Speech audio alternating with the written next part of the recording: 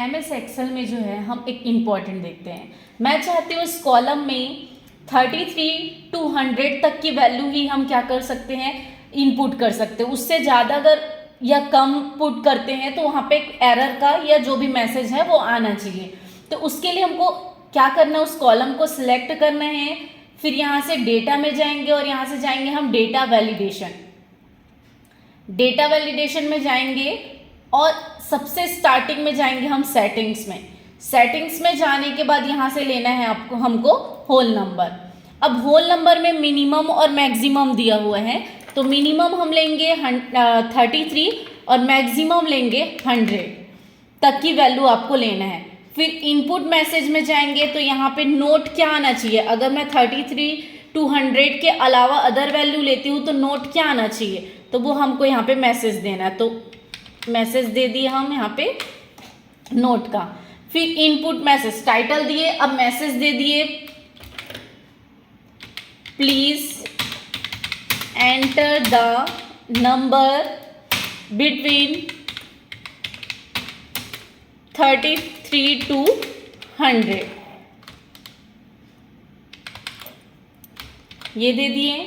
फिर यहाँ से एरर में यहाँ पे स्टॉप दिया है, स्टॉप के बाद यहाँ पे आपको जो देना है, जैसे नोट देना है तो यहाँ पे हम नोट दे देते हैं।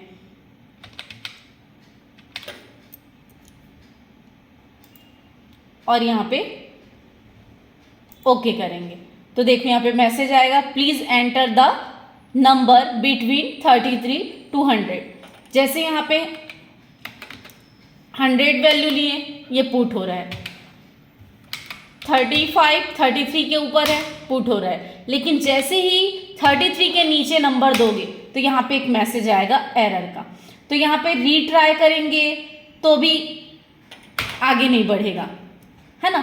तो यहाँ पे वापस फिर से गए डेटा वैलिडेशन में, यहाँ पे तो देखो स्टॉप है, मतलब उससे ज़्यादा आप कोई भी या कम वैल्यू इनपुट नहीं कर सकते। लेकिन यहीं पर वार्निंग का मैसेज रहेगा, तो वार्निंग में क्या होगा कि जैसे मैं ज़्यादा वैल्यू पुट करती हूँ तो आगे बढ़ जाएगा, कम दूंगी तो यहाँ पे मैसेज आएगा वार्निंग का।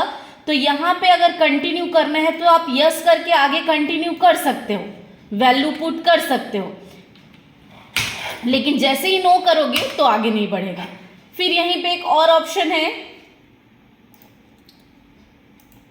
फिर से डेटा वैलिडेशन में जाएंगे, वार्निंग के बाद इंफॉर्मेशन।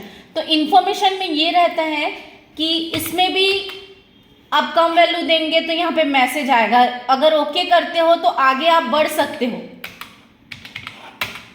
और कम वैल्यू दोगे तो अगर नो करोगे तो आप नहीं बढ़ सकते। तो यहाँ पे यही ऑप्शन दिया हुआ है।